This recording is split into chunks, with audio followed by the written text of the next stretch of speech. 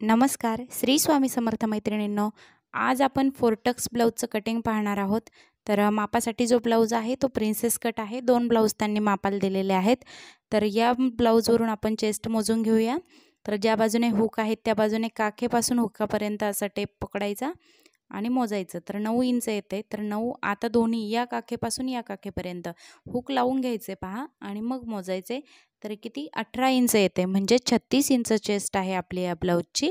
36 inch मापाचं blouse आपल्याला इथे cut करायचं आहे. समोरचा गळा मोजून घेतला मी इथे 6.5 इंच आहे. आता उंची मोजून घेऊ ब्लाऊजची. तुम्ही समोरच्या बाजूने सुद्धा मोजू शकता, पाठीमागच्या बाजूनेही मोजू शकता. तर या ब्लाऊजची उंची जी आहे ती 14.5 इंच आहे. बरोबर असा जिथे आपलं शोल्डर आहे तिथे टेप ठेवून घ्यायचा आणि असं मोजून घ्यायचं. तर 14.5 इंच आहे. 36 इंच चेस्ट आहे. आता आपण मार्किंग करून घेऊ. कुठली कुठली मापे लागतात पहा आपल्याला फोरटक्स ब्लाऊजसाठी, ते या व्हिडिओमध्ये आपण पाहणार आहोत. तर 2 ब्लाऊज मला एकत्र कट करायचे आहेत. एकावर एक अस्तर अशा पद्धतीने मी टाकून घेतलेत. हाताने व्यवस्थित सगळ्या चुना वगैरे मध्ये आल्या असतील त्या काढून घ्यायच्या. त्यानंतर खालच्या बाजूने जिथून आपण मार्किंग करणार आहे तिकडे कापड असं व्यवस्थित सरळ करून घ्यायचं रेषा देऊन. आणि आता उंचीचं माप इथे टाकून घ्यायचं. 14.5 आहे प्लस 1 करायचे. 15.5 इंच उंची आपल्याला घ्यायची आहे. डायरेक्ट कापडावरती आपण कटिंग करणार आहोत. 5.5 इंचचं शोल्डर आपल्याला घ्यायचं आहे, कारण बोट नेक करायचा नाही. साधा नेक आहे परंतु डीप आहे. तर डीप नेक असतो त्यावेळी 2.25 इंचचं इथे गळा रुंदी मी घेते, कारण डीप नेक आहे आणि गळा सरकू नये, शोल्डर सरकू नये म्हणून 2.25 इंचचा मी इथे गळा रुंदी घेतलेली आहे. शोल्डर पट्टी आपली तुमची जेवढी असेल तेवढी घ्या. त्यानंतर जो आपला मुंडा आहे तो 5.25 इंच मी इथे घेते.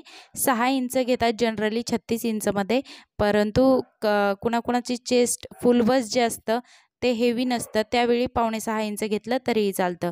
9 इंचावर आडवं इथे छातीच्या मापासाठी मी मार्क करून घेतले. आता पुढे 2 इंच शिलाई मार्जिन घेऊया. तुम्ही 1.5 इंच घेऊ शकता, 2.5 इंच, जेवढे तुम्हाला माया ठेवायची आहे ब्लाऊजला तेवढे शिलाई मार्जिन तुम्ही 9च्या पुढे घ्यायचं आहे. म्हणजे संपूर्ण जी चेस्ट आहे ती तुम्ही 11, 11.5ची घेऊ शकता. त्यानंतर जी कमरेची फिटिंग आहे ती मोजून घ्यायची. तिच्या पुढे 1 इंच पाठीमागच्या डाटसाठी आणि जेवढं वरती शिलाई मार्जिन घेतले तेवढंच खाली घ्यायचं आहे आणि अशा पद्धतीने या रेषा जुळवून घ्यायच्या. आता ह्या दोन्ही रेषांच्या मधलं जे अंतर आहे ते आपलं शिलाई मार्जिन आहे, ते तुम्ही कितीही घेऊ शकता 1.5 इंचच्या पुढे. त्यानंतर इथे तिरकी रेषा देऊन घेतली आकार व्यवस्थित येण्यासाठी. 2.25 इंचावर मुंडा खोली आपण इथे देणार आहोत. मुंडा राऊंड जो आहे तो 2.25 इंचावर. दोन्ही बाजूने टेप असा ठेवून घ्यायचा, मध्यावरती दुमडायचा, दोन्हीकडे 2 अशा पद्धतीनं हे करून घ्यायचे, खुणा करून घ्यायच्या. आणि जर असा आर्महोल कर्व असेल तुमच्याकडे तर त्याने अशा पद्धतीनं पहा व्यवस्थित आपलं जे आखून आहे आर्महोलचा आकार तो घ्यायचा आहे. तुम्ही हाताने पण देऊ शकता, परंतु हा जो कर्व आहे सुरुवातीला बिगिनर जे आहेत त्यांनी वापरला तर अगदी उपयोगी ठरणार आहे. त्यानंतर गळ्याचं मार्किंग, गळ्याची जेवढी पट्टी आहे ती मोजून घ्यायची आणि 1 इंच त्यामध्ये ॲड करायचा खालच्या बाजूने. गळा आपोआप आपल्याला इथे गळ्याची जी उंची आहे ती मिळून जाते. आता खालच्या बाजूने डीप घ्यायचा आहे गळा, म्हणून मी असं तिरकं खालच्या बाजूने 3 इंच गळा रुंदी घेतलेली आहे. वरच्या बाजूने 2.25 इंचाचा आपला गळा आहे. त्यानंतर जो तुम्हाला हवा तो आकार तुम्ही इथे देऊ शकता. मी मटक्याचा आकार देते, तर तुम्ही पानगळ्याचा म्हणा किंवा गोल डीप कसाही आकार तुम्हाला हवा तसा चौकोनी देऊ शकता. आता इथे याचं कटिंग करून घ्यायचे पहा. आता हा जो रेडी झाला आहे तो आपला पाठीचा भाग आहे, हे तुमच्या लक्षात आलंच असेल. तर अशा पद्धतीनं कटिंग करून घ्यायचं सगळीकडून व्यवस्थित. आणि हा जो पार्ट आहे तोच पार्ट ठेवून आपल्याला समोरच्या बाजूचं सुद्धा कटिंग इथे करायचं आहे. तर त्यामध्ये कुठली कुठली मापे वाढवायची फोरटक्ससाठी तर ते मी तुम्हाला या व्हिडिओमध्ये दाखवणार आहे. तर व्हिडिओ शेवटपर्यंत पाहत राहा. आता एक भाग उचला यातला आणि उरलेलं जे अस्तर आहे आपलं त्यावरती ज्या बाजूने व्यवस्थित आपला पार्ट निघेल समोरचा आणि बाहीसाठी सुद्धा कापड उरेल अशा पद्धतीनं कापड फिरवून घ्या. आणि अशा पद्धतीनं हा जो बॅकचा पार्ट आहे तो इथे टाकून घ्या आणि आहे असा खडूने एकदा सगळीकडून आखून घ्या. अगदी व्यवस्थित ड्राफ्टिंग कटिंग पाठीमागच्या पार्टचं झालेलं आहे पहा. जर पाठीमागचा पार्ट व्यवस्थित कट झाला तर समोरचा पार्टसुद्धा व्यवस्थित कट होतो, कारण मापे जी आहे ती त्यावरूनच आपल्याला घ्यायची असतात.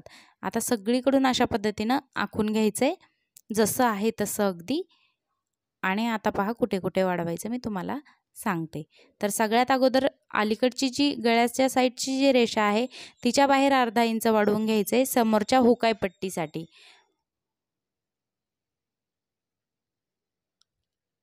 आणि खालच्या बाजूने आपल्याला जी क्रॉसपट्टी म्हणजे आपण योगपट्टी म्हणतो पहा तिला, ती तयार करतो. तर तिला जोडण्यासाठी जे अंतर लागतं ते 1.5 ते 1.25 इंच तुम्ही इथे घेऊ शकता. तर मी 1.5 इंच घेते कारण आणि जी आपली मेन रेषा होती अगोदरची तिथून वरती 2.5 इंचाची आपली ही योगपट्टी यायला हवी आणि घेतलेल्या मापानुसार तुम्हाला जोडण्यासाठी जेवढं लागतं त्यानुसार तुम्ही ते खालची जी रेषा आहे ती घेऊ शकता.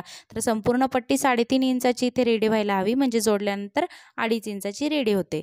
त्यानंतर इथे मुंड्यासाठी परत एकदा आखून घेऊ कारण समोरचा मुंडा आपल्याला खोलवून घ्यायचा असतो पाठीमागच्या मुंड्यापेक्षा. तर अशा पद्धतीनं व्यवस्थित मुंडा आखून घ्यायचा आणि आतल्या बाजूने अर्धा इंचावरती कट करायचा. 6 इंच गळा आपण इथे घेतोय. 6.5 इंच आहे परंतु जास्त डीप होतो तो बोटनेक आहे तर इथं मी 6 इंचचा घेतलेला आहे. नंतर थोडंसं कट वगैरे करून तेवढा तो होतोच. अशा पद्धतीनं थोडंसं तिरकं इथे करून घ्यायचं कारण गळा आपल्याला तेवढाच घ्यायचा आहे. 2.25 इंच रुंदी यायला हवी गळ्याची. तुम्हाला डीप हवा असेल डीप घेऊ शकता जर कस्टमरने सांगितलं असेल तर त्या पद्धतीनं. आता ही क्रॉसपट्टी आपली रेडी आहे. याच्यात कुठेच काहीच आता आपल्याला वाढवायचं नाही. ही आपली रेडी आहे तयार व्हायला. आता गळा व्यवस्थित इथे कट करून घ्यायचा अशा पद्धतीनं. मुंडासुद्धा व्यवस्थित कट करून घ्यायचा. जे बाहेरचं अंतर आहे उरलेलं ते कट करून घ्या पहा अशा पद्धतीनं. तेवढा अर्धा इंच आपण घेतलेला आहे हुकाई पट्टीसाठी. त्यानंतर टक्सचं मार्किंग करू. 4.5 इंचावरती मधला टक्स द्यायचा आहे आडवा अशा पद्धतीनं आणि दोन्ही बाजूने 1.5 इंच घ्यायचे. जास्त पफ हवा असेल तुम्हाला तर 1.5 इंच घ्या. नको हवा असेल तर तुम्ही अर्धा इंचसुद्धा घेऊ शकता. वरती 2.5 इंचचा टक्स घ्यायचा आहे. अशा पद्धतीनं मार्क करायचं आहे. 1.25 इंचावर किंवा 1 इंचावर वरती असा एक डॉट द्यायचा आणि त्याच्या बाजूने 1.5 इंचावरती असे 3 डॉट देऊन घ्यायचे आहेत. या बाजूने आणि आता टक्सचं मार्किंग त्या पद्धतीनं करायचं आहे पहा. तुम्ही इथे पाहू शकता. आता इथे जेवढं अंतर आपलं वाढलं आहे म्हणजे तुम्ही अर्धा इंच घेतलं असेल तर 1 इंच अंतर आणि पाठीमागच्या भागात ऑलरेडी 1 इंच अंतर आपण वाढवलेलं आहे आणि इथे 1.5 इंच आपलं वाढलं आहे. तर ते 1 इंच म्हणजे 1.5 इंच इथे आपल्याला अर्धाच इंच वाढवलं तरीही चालणार आहे कारण 1 इंच ऑलरेडी आपल्याला पाठीमागच्या भागातून मिळालेलं आहे. तर तुम्ही हवं तर 1.5 इंच वाढवून घ्या नंतर कट करून घ्या. परंतु ॲक्युरेट मापासाठी मी इथे 1 इंच वाढवलेलं आहे म्हणजे जोडण्याकरता वगैरे जे लागतं त्या पद्धतीनं आणि अशा पद्धतीने टक्स इथे मार्क करून घेतलेले आहेत पहा. बरोबर मध्ये असा गोल तयार व्हायला हवा म्हणजे काय होतं पफ अगदी व्यवस्थित येतो. चेपत नाही ब्लाऊज अंगात घातल्यानंतर अगदी प्रिन्सेस कट ब्लाऊज घातलंय असं वाटतं. तर अशा पद्धतीनं पहा कटिंग करून घ्यायचं. जिथे टक्स आहेत तिथे आता असं पहा हा टक्स मारला की खाली तिरकं होणार आहे तर असं तिरकं या बाजूने थोडंसं कट करून घ्यायचं म्हणजे हे सरळ होतं टक्स मारल्यानंतर अशा पद्धतीनं. ओके. जिथे जिथे टक्स आपण मारणार आहोत म्हणजे जिथे जिथे आपण मार्किंग केलंय तिथे तिथे अशा पद्धतीनं नॉच लावून घ्या.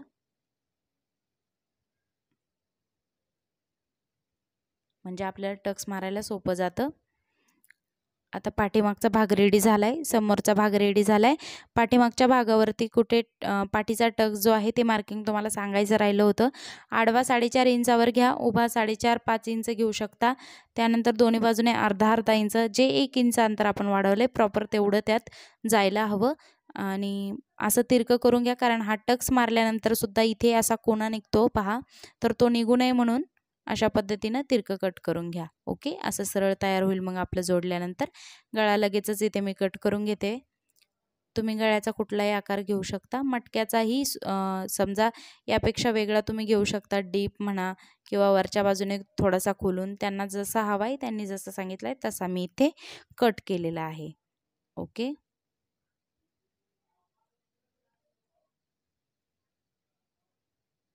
आता बाहीचं कटिंग राहिलं आहे ते तुम्हाला मी कापडावरच अगदी 2 मिनटात कसं करायचं ते दाखवणार आहे.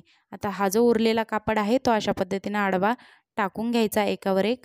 त्यानंतर ही जी रेषा दिली ते कापड सरळ करण्यासाठी आणि वरची रेषा जी दिली आहे ते जे अंतर आहे ते जोडण्यासाठी, समोरच्या बाजूने जोडण्यासाठी मला जेवढं अंतर लागतं म्हणजे अर्धा इंच सफिशियंट आहे. मी एक दाबावरती जोडते, पण तुम्ही अर्धा इंच घ्या कारण जोडताना कमी जास्त होऊ शकतं समोरच्या बाजूने. आणि 4.5 इंचाची बाही आहे आपली, तर 4.5 इंचावर एक मार्किंग केलं आणि वरती जोडण्यासाठी अर्धा इंचावर एक मार्किंग करायचं, हे वरच्या बाजूने जोडण्यासाठी. म्हणजे संपूर्ण बाहीत 1 इंच अंतर आपल्याला वाढवायचं आहे. मी पाऊण इंच वाढवते कारण खालच्या बाजूने मी जास्त अडकवत नाही, तर तुमच्या पद्धतीने तुम्हाला जितकं तुम्ही गुंतवणार आहात तेवढं वाढवा. त्यानंतर हा आपला दंडगेर आहे, तर इथे असं मार्किंग करून घ्या. त्यानंतर बाही अशी ठेवून घ्यायची आहे पहा बरोबर कापडावरती, आणि जिथे काखेत बाही संपते तिथे एक डॉट द्यायचा आणि त्याच्यावरती अर्धा इंचावरती एक डॉट द्यायचा. आणि बरोबर पहा आता बाहीचा आकार इथे आपल्याला देऊन घ्यायचा आहे. थोडासा जॉईंट आपल्याला इथे द्यावा लागणार आहे जोडताना, तर जॉईंट द्यायला कंटाळा करायचा नाही कारण काखेत बाही मग कमी पडते. आणि छान असा आकार इथे बाहीला देऊन घ्यायचा आहे आपल्याला.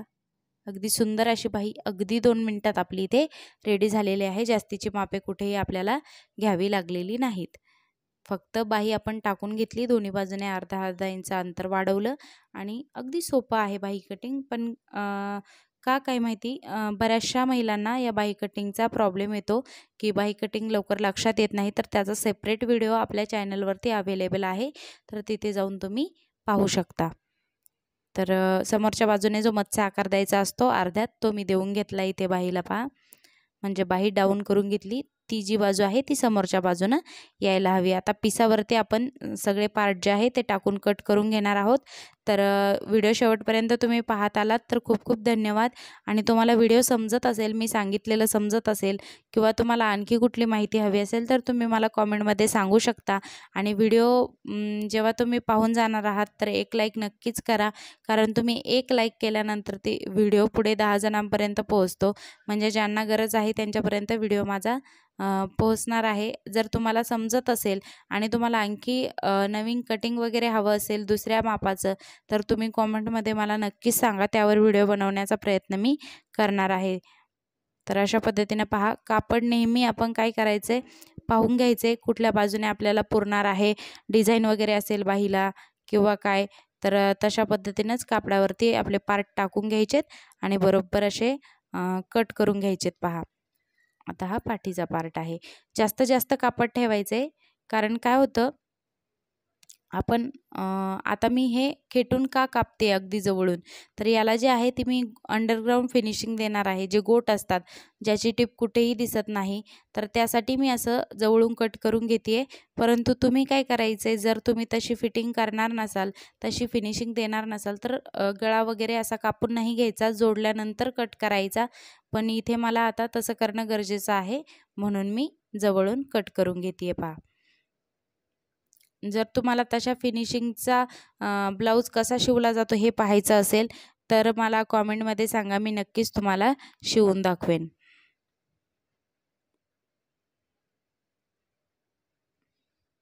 बाकीचे पार्टसुद्धा व्यवस्थित टाकून घ्यायचे आणि कट करून घ्यायचे. हा जो पार्ट आहे थोडासा तिरक्यात टाकून कट करून घेतला तरीही चालतो, परंतु मला इथे कापड पुरणार नाही म्हणून मी आहे अशा कापडात सरळच कट करून घेतला आहे. परंतु तुमच्याकडे कापड अवेलेबल असेल तर तुम्ही तिरकं थोडंसं, जशी कटोरी आपण तिरकी ठेवतो तसं तिरकं ठेवून कापलं तर अगदी व्यवस्थित जसं लायनिंगमध्ये ब्लाऊज बसतो, अंगातसुद्धा अगदी छान बसतो. तर आता समोरच्या बाजूने सुद्धा तशीच फिटिंग करायची आहे. तर अशा पद्धतीने संपूर्ण कटिंग इथे करून घ्यायचे. तुम्ही व्हिडिओ शेवटपर्यंत पाहिल्याबद्दल खूप खूप धन्यवाद. श्री स्वामी.